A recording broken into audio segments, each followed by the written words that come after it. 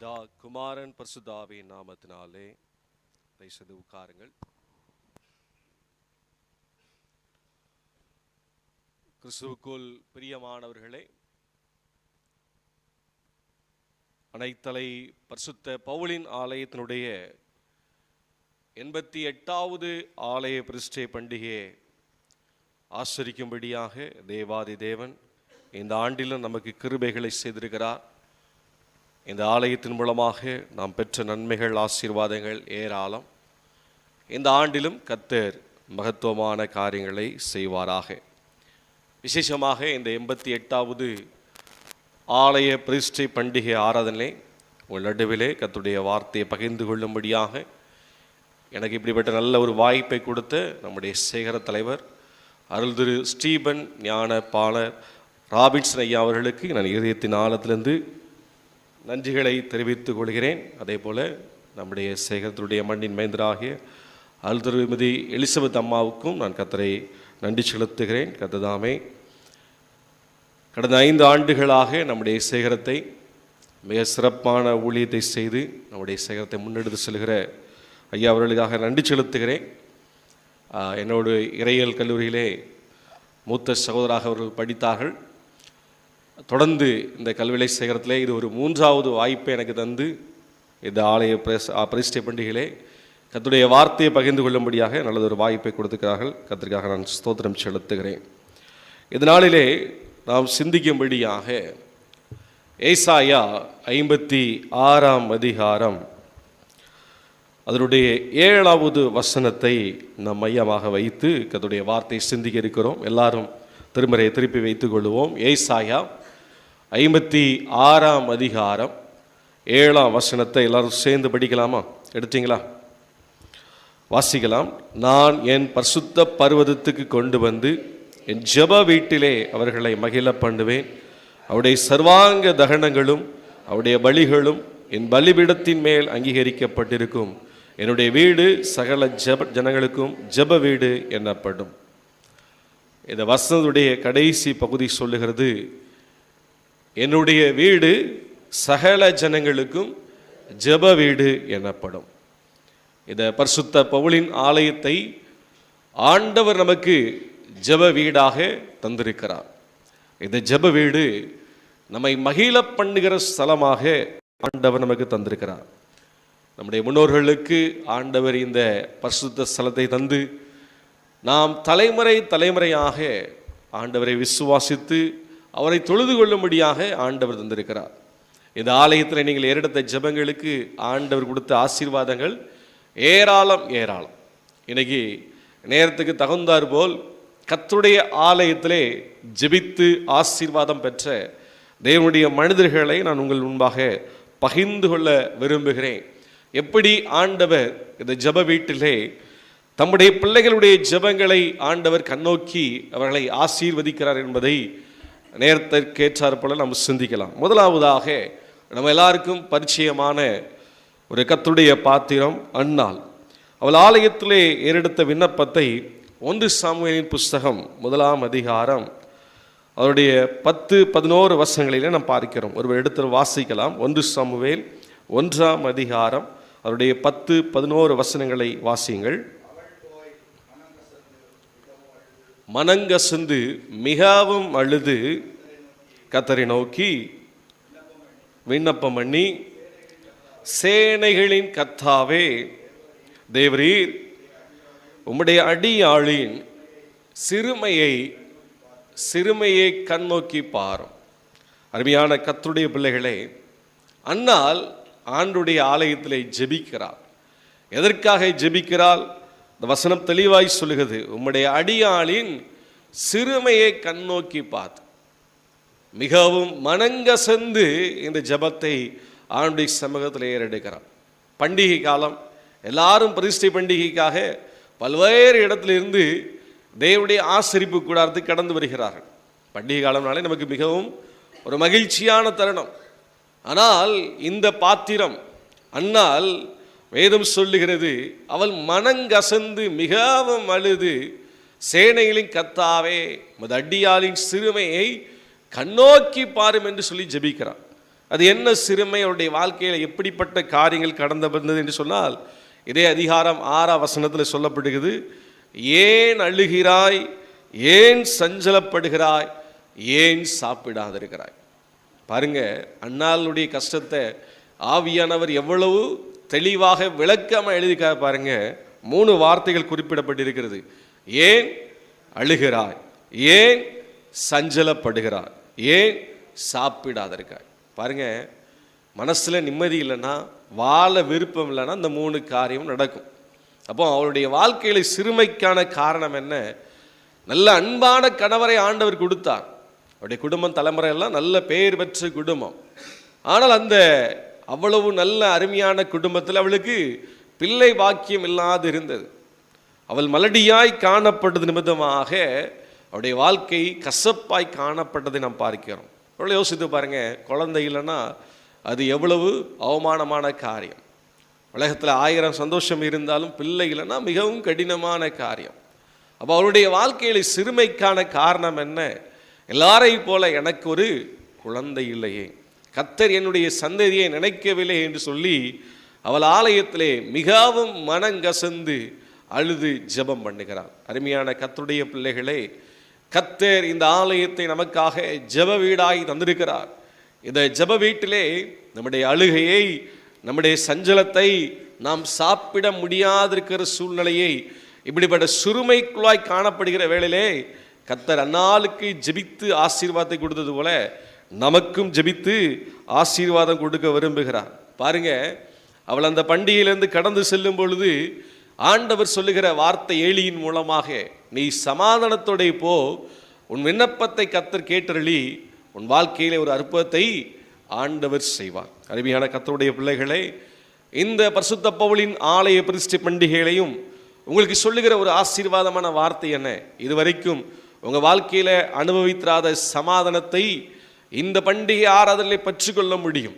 வேதம் சொல்லுகிறது, அது முதல் அவள் மன துக்கமாயிருக்கவில்லை. அது வரைக்கும் அவள் வாழ்க்கையில் வேதனை, கண்ணீர், சஞ்சலத்திலெல்லாம் சுமந்து கொண்டே இருந்தாள். ஆனால் கர்த்தருடைய சமூகத்திலே தன் இருதயத்தினுடைய காரியங்கள் எல்லாவற்றையும் ஆண்டுடைய சமூகத்தில் ஊற்றின பொழுது வேதம் சொல்லுகிறது, அவள் அதன் முதல் மன துக்கமாய் காணப்படவில்லை. கர்த்தர் அப்படிப்பட்ட ஒரு அற்புதத்தை செய்தார். ஹல்லேலூயா, சத்தமா சொல்லுங்க ஹல்லேலூயா. அப்போ ஆண்டவர் இந்த ஆலயத்தை ஜெப வீடாக தந்திருக்கிறார். நம்ம வாழ்க்கையில் இருக்கிற சிறுமைக்கு கர்த்தர் கண்ணோக்குகிற ஒரு நல்ல தேவனாக இருக்கிறார். திருநெல்வேலி பகுதியிலே ஒரு ஆசிரியை காணப்பட்டார்கள். அரசாங்கத்திலே அரசு ஆசிரியராக அவர்கள் பணியாற்றினார்கள். அவங்க ஒவ்வொரு நாளும் திருநெல்வேலியில் இருந்து அவருடைய பாடசாலைக்கு கிட்டத்தட்ட 1 மணி நேரம் தொலைவிலே ஒரு பஸ்ஸில் தான் கடந்து செல்ல வேண்டும். அந்த கிராமத்துக்கு அதிகமாக பஸ்ஸெலாம் இருக்காது. காலையில் ஒரு பஸ்ஸு, சாயங்காலம் ஒரு பஸ். இப்படி இருக்கிற வேளையில் அவர்களுக்கு திருமணமானது. நல்ல படித்த இன்ஜினியரிங் படித்த ஒரு மாப்பிள்ளை கிடைத்திருந்தார். கல்யாணமாகி மகிழ்ச்சியாக குடும்ப வாழ்க்கை போய்கிட்டு இருந்தது. ஆனால் இப்படிப்பட்ட வேளையிலே திருமணமாகி பல ஆண்டுகளாக அவர்களுக்கு குழந்தை இல்லை. இந்த குழந்தை இல்லாத நிமித்தமாக கணவர் மனைவி 2 பேருக்கும் அடிக்கடி சண்டை நேரிட்டது. ஒரு கட்டம் அந்த சண்டை ரொம்ப வலுத்து என்ன ஆயிடுச்சுன்னா, இனிமேல் உங்களோட வாழ்ந்து வேஸ்ட்டு, நான் இன்னொரு பெண்ணை திருமணம் செய்கிறேன் என்று சொல்லி தன் மனைவியோடு கூட சண்டை போட்டு விட்டு அவர் ஆஸ்திரேலியாவில் வேலைக்கு சென்று விட்டார். இனிமேல் உன்னோடு கூட வாழ மாட்டேன், உனக்கு விவாகரத்தை அப்ளை பண்ணுகிறேன் என்று சொல்லி கோர்ட்லேயும் அந்த காரியத்தை செய்து விட்டு சென்று விட்டார். இப்போ இவளுடைய வாழ்க்கை மிகவும் கசப்பாய் மாறிவிட்டது. நல்ல அரசாங்கத்தில் பணி, நல்ல கணவர் கொடுத்திருந்தாலும் அவள் வாழ்க்கையில் வாழ முடியாதபடிக்கு இருந்த சூழ்நிலை என்னவென்று சொன்னால் குழந்தை இல்லாத காரியம். குழந்தை இல்லைன்னா கூட பரவாயில்ல, கணவர் சண்டை போட்டு விவாகரத்து செய்து நான் வேற ஒரு பெண்ணை திருமணம் செய்ய போகிறேன்னு சொல்லிட்டு போயிட்டார். வாழ்க்கையே வெறுப்பாக இருந்துச்சு. இந்த சகோதரி ஆண்டவரை அறியாதவள். ஒரு சமயம் மே மாத விடுமுறை நாளிலே ஊரில் இருந்தால் கஷ்டமாக இருக்குது, நிம்மதி இல்லைன்னு சொல்லிட்டு சென்னையில் அவங்க உடன் பிறந்த சகோதரி இருந்தாங்க. அந்த உடன் பிறந்த சகோதரியை பார்ப்பதற்காக விடுமுறை நாளுக்காக சென்னைக்கு போயிருந்தாங்க. சென்னையில் போகும்போது அவருடைய சகோதரி அங்கே இருக்கிற ஒரு கிறிஸ்தவ தேவாலயத்துக்கு சென்று கொண்டிருந்தார்கள். தன்னுடைய சகோதரியும், நீ வாமா, நான் ஆராதிக்கிற இயேசு தெய்வம் உன் வாழ்க்கையில் ஒரு நிம்மதியை கட்டளை எடுத்தும் நம்ம குடும்பத்துக்கு நல்ல ஒரு விடிவு காலத்தை தரட்டும் என்று சொல்லி ஆசிரியராக பணிபுரிந்த தன்னுடைய சகோதரியை அழைத்து கொண்டு சென்றார். பாருங்கள், அவள் வாழ்க்கையில் பல நாட்களாக நிம்மதி இல்லாமல் இருந்த வேளையில் அன்றைக்கு ஞாயிற்றுக்கிழமை ஆராதனைகளே தேவன் இடைப்பட்டார். அவர் உண்மையான தெய்வம் என்பதை, ஜீவனுள்ள தேவன் என்பதை அந்த ஆராதனை மூலமாக உணர்ந்து கொண்டார். பெரிய சந்தோஷம். இயேசுவை சொந்த இரட்சகராக அவள் ஏற்றுக்கொண்டு இனிமேல் இயேசுவுக்காக வாழப்போகிறேன் என்று சொல்லி ஒரு பெரிய அர்ப்பணத்தோடு கடந்து வந்தார். அந்த ஒரு மாத அனுபவம் மிகுந்த ஆசீர்வாதமாக இருந்தது. அதே போல் அவர்கள் திரும்பியும் விடுமுறை நாட்கள் முடிந்து திருநெல்வேலிக்கு வந்தாலும் அவள் ஆண்டவர் இயேசுவை அவர்கள் விசுவாசித்தார்கள், வேதத்தை வாசித்தார்கள், ஜெபித்தார்கள். ஒரு நாள் இப்படியாக இருக்கும் பொழுது தன்னுடைய பாடசாலை காலையில் கடந்து செல்லணும். வழக்கமாக செல்லுகிற அந்த பஸ்ஸை அன்னைக்கு பிடிக்காமல் விட்டுட்டாங்க. பிடிக்காமல் விட்டு போனதுனால இவன் வாழ்க்கையில் ரொம்ப தூரம் நடந்து செல்ல வேண்டிய சூழ்நிலை உண்டாயிடுச்சு. அப்போ கொடை பிடிச்சிட்டு என்ன செஞ்சாங்களாம், நடந்து போயிட்டே இருந்தாங்களாம். மிக வேதனையாக இருந்துச்சு. ஒரு யோசிச்சு பாருங்க, கஷ்டப்பட்டு நடந்து போகிறது ரொம்ப கடினமான விஷயம். அப்போ அப்படி போய்கிட்டு இருக்க வேளையில் அவருக்கு ஒரு ஃபோனில் ஒரு எஸ்எம்எஸ் வந்துச்சு. அந்த எஸ்எம்எஸில் பார்த்தோம்னா, உங்கள் கணவர் கொடுத்த விவாகரத்து எல்லாம் ஒழுங்காகி விட்டது, சீக்கிரமாக உங்களுக்கு விவாகரத்து கிடைத்து விடும் என்று சொல்லி அந்த செய்தி வந்தது. இந்த செய்தியை பார்த்த உடனே அந்த டீச்சருக்கு ஒன்றுமே புரியலை. தன் கையில் இருந்த கொடையை கீழே பிடிச்சிட்டு கீழே எடுத்து வச்சுட்டு வானத்தை பார்த்து சொன்ன காரியம் என்னென்னா, ஆண்டவரே நீர் பரலோகத்தில் ரொம்ப சந்தோஷமாக இருக்கீங்க, என்னை பாருங்க, எனக்கு இப்படி ஒரு கஷ்டத்தை நீங்கள் பார்க்க மாட்டீங்களா அப்படின்னு சொல்லிட்டு ஆண்டவரை பார்த்தணும். ஆண்டவரை பார்த்து அந்த சொன்ன வார்த்தையின் போதே அவங்களுக்கு ஒரு பயங்கர மயக்கம் உண்டாயிடுச்சு. அடுத்த நிமிஷமே கீழே விழுந்து போயிடலான்ங்கிற சூழ்நிலையிலே யாரோ ஒருவருடைய கை அவரை தொட்டது போல இருந்தது. இதுவரைக்கும் கஷ்டத்தோடு கூட நடக்க முடியாமல் வந்திருந்த அந்த ஆசிரியை, அதுவும் மயங்கி விழுகிற அந்த சூழ்நிலையிலே ஆண்டவரே தம்முடைய பிரசன்னத்தினால் இடைகட்டி அவருடைய கரத்தை பிடிச்சு நினைச்சாலும் ஸ்கூலுக்கு நடத்தி போனாங்களாம். எப்படி நடந்து போனதுன்னே தெரியாது. இந்த சம்பவம் நடந்து சரியாக ஒரு வாரம் வந்தபோது ஆஸ்திரேலியாவிலிருந்து அவருடைய கணவர் ஒரு கொரியர் அனுப்பியிருந்தார். அந்த கொரியரில் ஒரு கடிதம் இருந்தது. அந்த கடிதத்தில் ஒவ்வொரு வரிக்கும் நடுவில் அவருடைய கணவர் சொன்ன ஒரு வார்த்தை என்னென்ன, please forgive me, please forgive me, என்னை மன்னிச்சிரு, என்னை மன்னிச்சிரு, உன்னை நான் ரொம்ப துன்புறுத்திட்டேன், உன் கூட நான் சேர்ந்து வாழ விரும்புகிறேன் என்கிற ஒரு கடிதத்தை ஒரு வாரத்திலே ஆண்டவர் கொடுத்தார். அதுக்கு பிறகு அந்த கடிதத்தில் சொன்ன ஒரு விஷயம் என்னென்னா, தன் மனைவியை பார்த்த, நீ பார்க்குற வேலையை ரிசைன் பண்ணிவிட்டு ஏன் கூட நீ ஆஸ்திரேலியா வந்துரு, நம்ம சந்தோஷமாய் வாழ்வோம் என்று சொல்லி அவருடைய கணவர் அங்கே இருந்து தன்னுடைய மனைவிக்காக ஃப்ளைட் டிக்கெட் மற்ற விசா எல்லா காரியங்களையும் ஒழுங்கு செய்து அவர் அனுப்பிட்டாங்க. அந்த ஆசிரியை திரும்ப ஆஸ்திரேலியாவுக்கு சென்று தன் கணவரோடு கூட சேர்ந்து வாழ்கிறார். இன்றைக்கு அவளுக்கு 2 பிள்ளைகளை ஆண்டவர் கொடுத்து அவருடைய வாழ்க்கையை கர்த்தர் கட்டியிருக்கிறார். அல்லேலூயா. கர்த்தர் நல்லவர், அவர் நம்முடைய ஜெபங்களை கேட்கிறவர். இந்த ஆலயம் ஒரு ஜெப வீடாக இருக்கிறது. அன்னாளுடைய வாழ்க்கையில் கர்த்தர் ஜெபத்துக்கு பதில் கொடுத்தார். அன்னாளின் தேவன் இன்றைக்கும் ஜீவனோடு இருக்கிறார். இந்த ஆலயத்தில் இன்னைக்கு அருமையான ஒரு சாட்சியை கேட்டோம். எங்கள் ஆலயத்தில் கர்த்தர் எங்களை வாழ வச்சிருக்கிறார், அற்புதத்தை செய்திருக்கிறார். ஒரு ஜீவனுள்ள சாட்சியை உங்கள் நடுவிலிருந்தே எழுப்பியிருக்கிறார். இப்போ சொல்லணும்னா இங்கே இருக்கிற எல்லாருமே சொல்ல முடியும். இந்த நிமிஷம் வரைக்கும் கர்த்தர் உங்களை என்னையும் ஜீவனோடு கூட வைத்திருப்பது ஆண்டவர் பாராட்டின மகா பெரிய கிருபை. அதனால தான் நீங்களும் நானும் இந்த இடத்துல இருக்கிறோம். நம்ம வாழ்க்கையில் எத்தனையோ சிறுமையின் அனுபவங்கள், மனக்கசப்பான அனுபவங்கள், வாழ முடியாத சூழ்நிலைகள், அப்படிப்பட்ட வேளையிலெல்லாம் கர்த்தர் இந்த ஆலயத்தின் மூலமாக நம்ம என்ன செய்கிறாரு, தேற்றுகிறார், பலப்படுத்துகிறார், வாழ்வதற்கு தேவையான நம்பிக்கை தருகிறார். நமக்கு விரோதமாய் நிற்கிற எல்லா சூழ்நிலைகளையும் மாற்றி கர்த்தர் நம்ம நடுவிலே ஒரு அற்புதத்தை செய்திருக்கிறார். முதலாவது நாம் சிந்தித்தோம், அன்னாளுடைய வாழ்க்கையிலே கர்த்தர் என்ன செஞ்சாரு, சிறுமையை கண்ணோக்கி பார்த்தார். இரண்டாவதாக இன்றைக்கு நாம் வாசி கேட்ட 2 நாளாகமும் 20ஆம் அதிகாரம் 11வது வசனத்தை ஒரு வாசிக்கலாம். 2 நாளாகமும் 20ஆம் அதிகாரம் 11ஆம் வசனம்.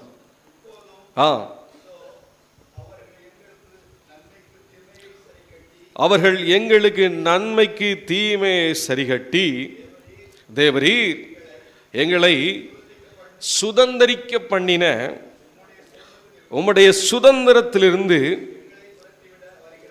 எங்களை துரத்திவிட வருகிறார்கள். இரண்டாவதாக யோசபாத் ராஜா ஆண்டுடைய சமூகத்திலே ஏறெடுக்கிற ஜெபம். இந்த ஜெபத்தினுடைய காரியம் என்ன?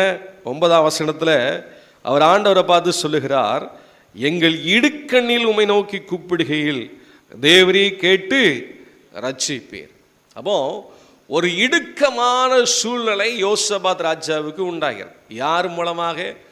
தங்கள் மூலமாக, நன்மை பெற்றவர்கள் மூலமாக. இந்த உலகத்தில் நம்மளால் கஷ்டப்பட ஜீரணிக்க முடியாத விஷயம் என்னென்னா, யார் ஒருவரை நம்ம நம்பி இருந்தோமோ, யார் ஒருவர் நமக்கு உதவியாக இருப்பாங்கன்னு நினைக்கிறோமோ, அவங்களே நமக்கு துரோகம் இழைக்கும் பொழுது, அவங்களே நம்ம வாழ்க்கையில் தீங்கு இழைக்கும் பொழுது, அது மிகவும் கஷ்டமான ஒரு விஷயமாக இருக்குது. இந்த வசனம் சொல்லுகிறது, தேவன் எங்களுக்கு கொடுத்த சுதந்திரத்திலிருந்து எங்களை துரத்து விட வருகிறார். பாருங்க அருமையான கர்த்தருடைய பிள்ளைகளே, உங்களுக்கு கொடுக்கப்பட்டிருக்கிற வீடு, உங்களுக்கு கொடுக்கப்பட்டிருக்கிற தோட்டங்கள், உங்களுக்கு கொடுக்கப்பட்டிருக்கிற நிலங்கள் எல்லாம் கர்த்தர் தலைமுறை தலைமுறையாக ஆண்டவர் உங்களுக்கு கொடுக்கிற சுதந்திரம். இந்த ஊர் உங்களுக்கு ஆண்டவர் கொடுத்த சுதந்திரம். உங்களுக்கு கொடுக்கப்பட்டிருக்கிற வீடு, உங்களுக்கு கொடுக்கப்பட்டிருக்கிற நிலபலன்கள், தோட்டங்கள் எல்லாம் ஆண்டவர் உங்களுக்கு கொடுக்கிற சுதந்திரம். பாருங்க, அப்படிப்பட்ட நல்ல சுதந்திரத்தில் சில நேரங்களில் நீங்களும் நானும் வாழ முடியாதபடிக்கு அநேக பிரச்சனைகளை பிசாசானவன் நம்ம வாழ்க்கையில் கொண்டு வர விரும்புகிறான். இப்படிப்பட்ட இடுக்கண்களில் நேரங்களில் எல்லாம் நாம் யோசபாத் ராஜாவை போல ஆண்டுடைய சமூகத்தில் ஜெபிக்க ஆண்டவர் நம்மிடத்திலே எதிர்பார்க்கிறார். ஒரு மாதத்திற்கு முன்பாக எனக்கு தெரிந்த ஒரு ஊழியக்காரர், அவர் என்னிடத்தில் ஒரு சாட்சியை பகிர்ந்து கொண்டார். அதில் ரொம்ப ஆச்சரியமாக இருந்தது. அதில் தூத்துக்குடியை சார்ந்த ஒருவர், அவர் தன்னுடைய ஆண்டவருக்கு என்று சொல்லி, ஆலயத்துக்கு என்று சொல்லி 100% தசமாக கொடுக்குறான். எவ்வளோ கொடுக்குறான்? 100%. வாங்குற சம்பளத்தை முழுசாக இங்கே தான் கொடுக்குறாரு. ஆண்டவருக்காகவும் ஆலயத்துக்கு தான் கொடுக்குறார். நான் உன்னை கேட்டேன், அது எப்படி சாத்தியமாகும்? 10% கொடுத்தாலே அது பெரிய விஷயமே, எப்படி 100% கொடுத்தாரு? அப்படி சொல்லும் பொழுது அவர் சாட்சியை பகிர்ந்து கொண்டார். என்ன சாட்சியை கொடுத்தார் என்று சொன்னால், அவருக்கு ஒரு விவசாய கடன் இருந்தது. ஒரு விவசாய கடன் இருந்தது. பேங்கில் ஒரு குறிப்பிட்ட நாளோடு கூட கட்டி முடிக்கும். அப்போ திங்கக்கிழமை லோனுக்கு கடைசி நாள். ஒரு பெரிய தொகையை எடுத்துகிட்டு பேங்குக்கு போயிருக்காரு. நம்ம திங்கக்கிழமைனா கூட்டமாயிரும், கட்ட முடியாமல் கஷ்டமாயிடக்கூடாதுன்னு சொல்லி சனிக்கிழமையே போயாச்சு. சனிக்கிழமையே ஒரு பெரிய தொகையை விவசாய கடனை கட்டுவதற்காக போகிறாரு. அன்னைக்கு க்யூவில் இருக்கிறாரு. பாருங்கள், அன்னைக்கு சிஸ்டம் சரியாக ரன் ஆகலை. நெட்வொர்க்கெலாம் ரொம்ப ஸ்லோவாக இருந்ததுனால சனிக்கிழமை அன்னையிலேருந்து காலையிலேருந்து லீவ் போட்டு தான் வேலையெல்லாம் விட்டுட்டு அன்றைக்கி ஃபுல்லாக பேங்கில் நின்று சாயங்காலம் வரைக்கும் நின்று பார்த்தோம், லோனை கட்ட முடியல. அப்போ மேனேஜர் சொன்னார், திங்கக்கிழமை வாங்க, அந்த லோன் எல்லாத்தையும் கட்டிக்கிடலாம், அன்றைக்கி நம்ம எப்படியாவது முயற்சி பண்ணிடலாம் அப்படின்னு சொல்கிறாங்க. இவருக்கு ரொம்ப கஷ்டம் என்னென்னா, ஏற்கனவே இன்றைக்கி ஒரு நாள் லீவ் ஆகி போச்சு, இன்றைக்கி ஃபுல்லாக டைம் வேஸ்ட் ஆகி போச்சு அப்படின்னு சொல்லிட்டு அவர் ஃபீல் பண்ணார். திங்கக்கிழமையும் நான் வரணுமா அப்படின்னு சொல்லிட்டு அவருக்கு பெரிய சோர்வு.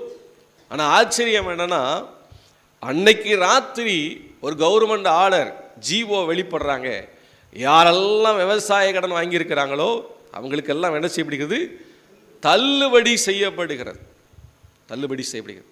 பாருங்க, அன்றைக்கி ராத்திரி அந்த செய்தியை பார்த்தோன்னே இவருக்கு கையும் முறியலை, காலும் முறியலை. இன்றைக்கி மாத்திரம் நெட்வொர்க் ஸ்லோ ஆகலை, இல்லைனா என்னுடைய லோனை கட்டியிருந்தா இவ்வளவு தொகை என்ன செய்யும், எனக்கு நஷ்டமாக இருக்கும். பாருங்கள், ஒரு நாள் லீவுக்காக ரொம்ப ஃபீல் பண்ணார். ஆனால் ஆண்டவருடைய வாழ்க்கையில் எப்படி அற்புதம் செஞ்சிருக்காரு பாருங்கள். திங்கக்கிழமை போகும்போது அவருடைய பேங்கில் அக்கௌண்ட்டு க்ளோஸ் ஆயிடுச்சு. லோனே கட்ட வேண்டாம்னு சொல்லிட்டு அவள் கொடுக்கப்பட்டுச்சு. அதிலிருந்து அவர் ஆண்டவர் அதிகமாக ஆரம்பித்தார்.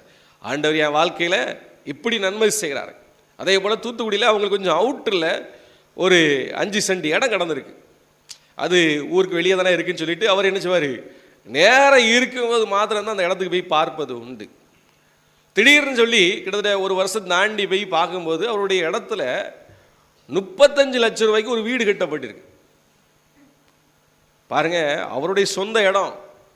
ஆனால் 35 லட்சம் ரூபாய்க்கு யாரோ ஒருத்தர் வீடு கட்டிட்டாங்க. அவருக்கு ஷாக்காக போயிடுச்சு. ஆண்டவரை, ஏன் சுதந்திரத்தை ஆண்டவர் எங்கள் தலைமுறை கொடுத்தது, இதில் யாரோ ஒருத்தர் கட்டிட்டாங்களே. அப்போ விசாரித்து பார்க்கும்பொழுது அவர் முக்கியமான பிரபுகரான். அந்த பிரமுகரை எதிர்த்து நம்ம எப்படி இந்த இடத்த சுதந்திரிப்பது, வேறு வழியே தெரியல. ஆனால் ஜெபத்தில் ஆண்டவர்கிட்ட ஆலயத்தில் போய் ஜெபம் பண்ணார். ஆண்டவரே, எங்களுக்கு ஆண்டவர் இது சுதந்திரமாக தந்தது. இப்போ ஆண்டவரே, என் வாழ்க்கையில் ஒரு பெரிய பிரச்சனை, ஒருவேளை நிலம் சம்பந்தமாக சின்ன பிரச்சனை வந்திருந்தாலும், ஒரு சின்ன டிஸ்ட்ரிபியூட் வந்திருந்தாலும் அதை கிளியர் பண்ணுறதுக்கு நாள் கணக்காக வருஷ கணக்கு ஆகும். எங்கே 35 லட்ச ரூபாய்க்கு வீடே கட்டி முடிச்சாச்சு, இதை எப்படி மீட்டெடுக்க போகிறது? ரொம்ப கஷ்டமான விஷயம் நினச்சிருந்தாரு. ஆனால் ஆண்டவருடைய சமூகத்தில் ஜெபித்தார். ஆண்டவரே, என் வாழ்க்கையில் எத்தனையோ அற்புதங்களை செய்தீங்க, இந்த விஷயத்தில் எனக்கு ஒரு அற்புதத்தை செய்யணும். அவர் ஜெபித்து ஆண்டவருடைய சமூகத்தில் ஒரு பொருத்தனை பண்ணிட்டு, ஆண்டவரே, நாளைக்கு நான் லீகலாக ரெவென்யூ டிபார்ட்மெண்ட்டில் போய் நான் ப்ரொப்போஸ் பண்ண போகிறேன், எனக்காக ஒரு அற்புதத்தை செய்யணும்னு சொல்லிட்டு அவர் ப்ரொப்போஸ் பண்ணி ஈஸி மற்ற எல்லா காரியங்களையும் அப்ளை பண்ணும்போது அந்த நிலம் அவர் பேரில் தான் இருக்குது என்பது தெளிவாக போய்விட்டது. இப்போ யார் ஒருவர் அந்த இடத்துல போய் வீடை கட்டியிருந்தாரோ ஒரு இடத்துல போய், இது எனக்கான நிலம், இது அரசாங்கத்தில் நான் பதிவு செய்திருக்கிறேன், இந்த இடத்த எனக்கு தான் தரணும்னு சொல்லிட்டு அவர் சொன்னார். யோசிச்சு பாருங்க, 35 லட்ச ரூபாய்க்கு வீடு கட்டின இடத்த யாராவது விடுவாங்களா? ஒரு அட்லீஸ்ட் பேரம்பாசி பாதியாவது கேட்டிருப்பாங்க. ஆனால் ஆச்சரியமான விஷயம்னா, அந்த 35 லட்ச ரூபா வீட்டோடைய சாவியை அந்த பிரமுகர் எந்த ஒரு விஷயம் சொல்லாமல், எந்த ஒரு எதிர்ப்பும் தெரிவிக்காமல் சாவியை அவர் கையில் கொடுத்துட்டு, இந்த வீடை வச்சுக்கிங்க, சந்தோஷமாக வச்சுக்கிங்கன்னு சொல்லிட்டு போனாராம். என்னால் இதை கேட்கும்போது நம்பவே முடியல. இப்போ நீங்கள் கேட்குறவங்களும் நம்புகிற மாதிரியா இருக்குன்னு நினைக்கலாம். ஆனால் இது உண்மையிலே சாட்சி. அதுக்கு பிறகு தான் அவர் நினச்சாராம், என் வாழ்க்கையில் ஆண்டவர் எவ்வளவு நல்லவர் பாருங்கள். ஒரு பைசா கூட செலவழிக்காமல் 35 லட்ச ரூபா வீடை இலவசம். பிரச்சனை வந்துச்சு, இடுக்கன் வந்துச்சு. ஆனாலும் ஆண்டவருடைய சமூகத்தில் யோசபாத் ராஜாவை போல ஆண்டவருடைய சமூகத்தில், ஆண்டவரே, தீமை செய்து என் சுதந்திரத்திலிருந்து துரத்தி விடுகிற இவர்களை நீர் கண்ணோக்கும் என்று சொல்லி ஜெபித்த பொழுது, யோசபாத் ராஜாவுக்கு மாத்திரமல்ல, இன்றைக்கும் ஆண்டவர் என்ன செய்கிறாரு? நம்ம வாழ்க்கையில் அற்புதங்களை செய்கிறார். அருமையான கர்த்தருடைய பிள்ளைகளே, இந்த ஆலயம் நமக்கு ஜெப வீடாக இருக்குது. அந்நாளுக்கு சிறுமையில கண்ணோக்கி பார்த்த தேவன் யோசபாத் ராஜாவுடைய வாழ்க்கையில இடுக்கண்ல உதவி செய்ய கண்ணோக்கி பார்த்த தேவன் இன்றைக்கும் அவருடைய கண்கள் நம்மை நோக்கி கொண்டிருக்குது. அவருடைய செவிகள் நம்முடைய சத்தத்துக்காக உற்று கவனித்திருக்கு. எனக்கு யாத்திராங்க புத்தகத்தில் ஒரு வசனம் ரொம்ப பிடிக்கும். இஸ்ரவேல் ஜனங்கள் விடுகிற பெருமூச்சை கூட என்ன செய்றான்? ஆண்டவர் கேட்குறான். அருமையான கர்த்தருடைய பிள்ளைகளே, இந்த ஆலயத்தில் வந்து நீங்கள் ஜெபிக்க முடியாமல் சின்ன பெருமூச்சு விட்டால் கூட ஆண்டவர் கேட்குறார். ஏன்னா ஆண்டவருடைய நாமம் எப்படிப்பட்டது? அவர் ஜெபத்தை கேட்கிறவர். ஹல்லேலூயா, சத்தமாக சொல்லுங்க, ஹல்லேலூயா. நம்முடைய தேவன் ஜெபத்தை கேட்கிறவர். இந்த ஆலயம் ஜெப வீடாக இருக்கு. இந்த ஜெப வீட்டில் ஆண்டவர் செய்வார், உங்களையும் என்னையும் மகிழ பண்ணுவார். எத்தனை பிரச்சனை வந்திருந்தாலும், எத்தனை போராட்டம் வந்திருந்தாலும் நீங்கள் ஜெபித்து பாருங்க, கர்த்தர் உங்கள் வாழ்க்கையில் ஒரு பெரிய அற்புதத்தை ஆண்டவர் செய்வார். மூன்றாவதாக தேவனுடைய ஆலயத்தில் ஜெபித்த ஒரு சந்தர்ப்பத்தை நாம் சிந்திக்கலாம். ஏசாயா தீர்க்கதரிசியின் புஸ்தகம் 37ஆம் அதிகாரம் 17ஆம் வசனத்தை ஒருவர் வாசிக்கலாம். ஏசாயா 37ஆம் அதிகாரம் 17ஆம் வசனத்தை வாசியுங்கள். கர்த்தாவே உமது செவியை சாய்த்து கேளும், கர்த்தாவே உம்முடைய கண்களை திறந்து பாரும், சனகரிப் ஜீவனுள்ள தேவனை நிந்திக்கும்படிக்கு சொல்லி அனுப்பின வார்த்தையெல்லாம் கேளும். மூன்றாவதாக இந்த இடத்துல தேவனுடைய மனிதர் எசேக்கியா ராஜா என்ன செய்கிறாரு? ஆண்டவரை பார்த்து ஜெபிக்கிறார். என்ன ஜெபிக்கிறார்? ஆண்டவரே, இந்த சனகரி பேசின நிந்தையான வார்த்தைகளை கேள். பாருங்க, இந்த உலகத்தில் நம்மளால் ஜீரணிக்க முடியாத விஷயம் வந்து அவமானம், வெட்கம், தலைகுனிவு, நிந்தையான பேச்சு. நீங்கள் சங்கீத புஸ்தகத்தில் தாவீதை பார்க்கும்போது அடிக்கடி சொல்லுவார், நான் அசைக்கப்படுவதில்லை, நான் அசைக்கப்படுவதில்லை, நான் அசைக்கப்படுவதில்லை. ஏன்? கர்த்தரின் வலது வாசத்தில் இருக்கிறபடியால் நான் அசைக்கப்படுவதில்லை. அப்படிப்பட்ட தாவீது கூட 119ஆம் சங்கீதத்தில் 39ஆம் வசனத்தை ஜெபிக்கிறார், நான் அஞ்சுகிற நிந்தையை விலக்கியறணும். பாருங்க, நிந்தை வந்து அவ்வளவு கடினமான விஷயம்.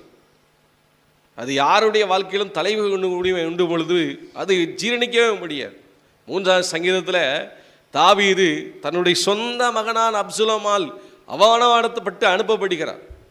நீங்கள் வேதத்தில் வாசிக்கும் பொழுது தலையில் முக்காடிட்டு காலில் செருப்பு இல்லாமல் ஒரு பெண் எவ்வாறு அழுது செல்வாளோ அதே போல அழுது செல்கிறதை தாவீதுடைய வாழ்க்கையில் பார்க்கிறோம். ஆனால் அப்படிப்பட்ட வேளையில் கூட தாவீது சொல்லுகிறார், என் தலையை உயர்த்துகிற தேவன் என் வாழ்க்கையில் இன்னைக்கு நான் அவமானத்தில் தலை குனிந்திருந்தால், என் சொந்த மகன் அப்சலோமும் என்னுடைய நெருங்கிய நண்பர் அகித்தோப்பேலும் எனக்கு விரோதமாக இப்படிப்பட்ட காரியங்களை செய்திருந்தாலும், இப்படிப்பட்ட நிந்தையான சூழ்நிலைக்குள்ள நான் கடந்து சென்றிருந்தாலும் இன்னைக்கு இந்த ஊரை விட்டு தலகுனியோடவே இருக்கேன். ஆனால் திரும்பி வரும் பொழுது கர்த்தர் என்ன செய்யணும்? என் தலையை உயர்த்துகிறவராக இருக்கிறார். அவன் விசுவாசத்தோடு கூட செல்கிறான். நான் ஆராதிக்கிற தேவன் யாரு? இன்னைக்கு நான் அவமானத்தோடு கூட போகிறேன், ஆனால் இது என்னுடைய வாழ்க்கையின் முடிவு அல்ல. நான் ஒரு நாள் திரும்ப வருவேன். என்னுடைய வாழ்க்கையில் எனக்கு விரோதமாய் நிற்கிற எல்லா ஜனங்களுக்கு நடுவிலே கர்த்தர் என்ன செய்கிறாரு? என் தலையை உயர்த்துகிறவருமாய் இருக்கார். அருமையான கர்த்தருடைய பிள்ளைகளே, அநேக வேளையில் நிறைய அவமானங்கள், நிறைய வெட்கக்கேடான காரியங்கள் நம்ம வாழ்க்கையில் இருந்து, ஆண்டவரே என்னுடைய சமுதாயத்தின் நடுவிலே, என்னுடைய ஜனங்களின் நடுவிலே, என் சபை நடுவிலே எவ்வளோ அவமானத்தை நான் வாழ்ந்துருக்கிறேன். இன்னைக்கு கர்த்தர் சொல்லுகிறார், எசேக்கியா ராஜாவுடைய வாழ்க்கையில் கர்த்தர் அவனுடைய வாழ்க்கையில் சந்தித்த நிந்தையான வார்த்தையெல்லாம். இப்போ எசேக்கியா ராஜா பலிபீடத்தில் போய் அந்த சனகரிப்பு சொன்ன மொட்டை கடிதங்களை எல்லாம், வார்த்தைகள் எல்லாம் விரித்து ஜெபிக்கிறார். இந்த வார்த்தையெல்லாம் கவனித்தரலாம். ஆண்டவரே, எனக்கு விரோதமாய் அல்ல, உம்முடைய நாமத்துக்கு விரோதமாய், உம்முடைய ஆலயத்துக்கு விரோதமாய் பேசின வார்த்தைகளை கவனித்தரணும். ஆண்டவர் என்ன செய்தார்? அன்னைக்கு ராத்திரியே தன்னுடைய தேவதூதனை அனுப்பி 1,80,000 வீரர்களை அணிஞ்சார். ஆண்டவர் அழிச்சு போட்டார். சனகரி எப்படி போனான்? திரும்ப தலையை முக்காடிட்டு போனான், தலை முடிஞ்சு போனான். அருமையான கர்த்தருடைய பிள்ளைகளே, வெட்கப்பட்ட இடத்துல கர்த்தர் என்ன செய்கிறார்? உங்கள் தலையை உயர்த்துகிறவராக இருக்கிறார். இஸ்ரவேல் தேசம் கிபி 70 அன்னைக்கு ரோமர்களால் சிதறடிக்கப்பட்டு உலகமெங்கும் யூதர்கள் சிதறிட்டாங்க. இயேசுவை எந்த இடத்துல சிலுவையில் அடித்தாங்களோ அதே போல் எருசலேமில் சிலுவையில் அடிக்கப்படாத இடமே கிடையாதுங்கிற அளவுக்கு யூதர்கள் எல்லாரும் ரோமர்களாலே சித்திரவதை செய்யப்பட்டு ஒருவரும் இஸ்ரவேல் தேசத்தில் இல்லாதபடிக்கு உலகமெங்கும் சிதறடிக்கப்பட்டாங்க. 1947 ஆண்டு உலகத்தில் இருக்க எல்லா யூதர்களும் ஒன்றிணைந்து மீண்டுமாக அவர்கள் என்ன செஞ்சாங்க? இஸ்ரவேல் தேசத்துக்கு வந்தாங்க. உலக வரலாற்றிலேயே 20 நூற்றாண்டுகள் உலக வரைபடத்தில் இஸ்ரவேல் என்கிற தேசமே மாற்றப்பட்டு பாலஸ்தீனம் என்கிற ஒரு வார்த்தை உலக வரைபடத்தில் கொடுக்கப்பட்டது. 20 நூற்றாண்டுகளாக உலக வரைபடத்திலே இஸ்ரவேல் என்கிற தேசமே கிடையாது. தேசத்துக்கு பேரே பாலஸ்தீனம் தான். ஆனால் 1947 யூதர்கள் அந்த இடத்துல குடிபெயரும்போது உலக வரைபடத்திலேயே அந்த பாலஸ்தீனம் பெயர் மாற்றப்பட்டு இஸ்ரவேல் என்கிற பெயரை ஆண்டவர் தரிக்க உதவி செய்தார். ஆண்டவருக்கு இஸ்ரவேல் ஜனங்கள் நன்றி உள்ளவர்களாக இருக்கும்படியாக வருஷத்தில் ஒரு நாள் மகா பரிசுத்த உபவாச நாளை அவர்கள் ஏற்படுத்தினார்கள். அந்த உபவாச நாளுக்கு பேர் யாம் கப்பூர். இந்த யாம் கப்பூர் நாளை எதுக்காக அவர்கள் ஆசரித்தார்கள் என்று சொன்னால், 20 நூற்றாண்டுகளாக நாங்கள் சிதறடிக்கப்பட்டிருந்தோம், 20 நூற்றாண்டுகளாக எங்கள் தேசத்தை சுதந்திரிக்க முடியாமல் இருந்தோம். உலக வரைபடத்திலேயே இது இஸ்ரவேல் என்னும் பேரும்படியாக நாங்கள் இந்த தேசத்தில் வாழும்படியாக ஆண்டவர் கிருபை கொடுத்துருக்காங்க. அதனால் காலைல 6 மணிலிருந்து சாயங்காலம் 6 மணி வரைக்கும் நினச்சிவாங்க, சின்ன பிள்ளையிலிருந்து இராணுவ வீரர் வரைக்கும் பச்சை தண்ணி கூட குடிக்காமல் நினச்சிவாங்க. ஆண்டுடைய பிரகாரத்தில் மகா பரிசுத்த உபவாச நாளை நியமித்தாங்க. பாருங்கள், இஸ்ரவேல் ஜனங்கள் 1947 அந்த இஸ்ரவேல் தேசத்தை சுதந்திரித்த பொழுது அதை சுற்றி இருக்கிற 13 நாடுகளுக்கும் ஒரு பெரிய புகைச்சல். அந்த தேசத்துடைய பேர் மாறிட்டு அந்த தேசத்து மூலமாக பெற்ற சில நன்மைகளை பக்கத்தில் இருக்கிற 13 நாடையும் பெற்றுக்கொள்ள முடியாமல் போச்சு. எகிப்து, சீரியா, அதே போல் ஈரான், ஈராக் இப்படின்னு சொல்லி நிறைய தேசங்கள் இருந்தது. அப்போ அந்த தேசத்துலெல்லாம் இருந்து நாசர் என்கிற ஒரு நபர் எழும்பி இருந்தான். அந்த நாசர் சொன்ன ஒரு விஷயம் என்ன? உலக வரைபடத்திலே இஸ்ரவேல் என்கிற ஒரு நாடு இருக்கக்கூடாது. அதற்காக 13 நாடுகளும் ஒன்றிணைந்து இந்த இஸ்ரவேலுக்கு விரோதமாக யுத்தம் செய்ய வேண்டும் என்று சொல்லி ஒரு நாளை முன்குறித்தான். அவன் முன்குறித்த நாள் என்னைக்கு தெரியுமா? யாம் கப்பூர் என்கிற மகா பரிசுத்த உபவாச நாள். ஏன்னா அன்னைக்கு தான் யுத்த வீரர்கள் கூட, இராணுவ வீரர்கள் கூட எங்கே இருப்பாங்க? உபவாசத்தில் இருப்பாங்க. அதனால் அந்த நாளை தெரிந்தெடுத்து நம்ம சண்டை போட்டால் ஈஸியாக ஜெயிச்சிடலான்னு சொல்லிட்டு அவன் கனவு கொண்டிருந்தான். அவன் அந்த நாளை முன்குறித்து சொல்லி வைத்திருந்தான்.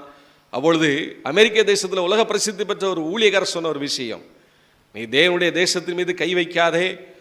ஒரு பெண் முக்காடிட்டு அழுவது போல உன் வாழ்க்கையை அழுது போக முடியாக ஆண்டவர் செய்வார் என்று சொல்லி ஒரு பெரிய தீர்க்கதரிசனம் நாசருக்கு விரோதமாக எழும்பியது. நாசர் சொன்னான், அதெல்லாம் நடக்காது, நான் ஈஸியாக அடித்து காமிப்பேன், இவர் சொன்ன தீர்க்கதரிசனம் நடக்காதுன்னு சொல்லிட்டு அவர் போனார்.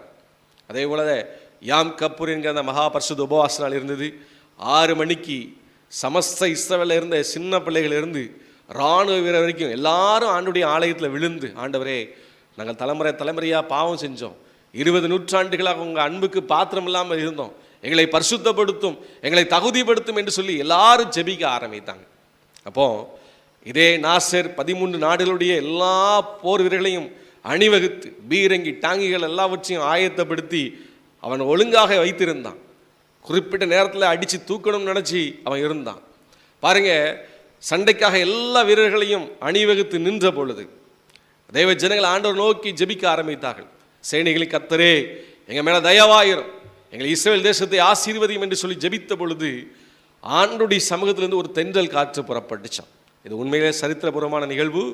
ஆண்டோடைய ஆலயத்திலிருந்து ஒரு தென்றல் காற்று புறப்பட்டு ஆலயத்தை விட்டு வெளியே வரும்போது அது புயல் காற்றாக மாறிச்சு.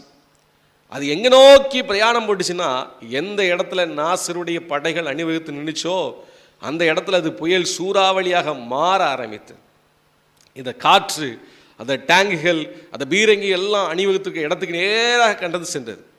அந்த பீரங்கி எல்லாம் இருந்த இடத்துல பெரிய பெரிய மரங்கள் எல்லாம் இருந்தது. அந்த பெரிய பெரிய மரங்கள் எல்லாம் கடந்த தேனீக்கள் இருந்துச்சு.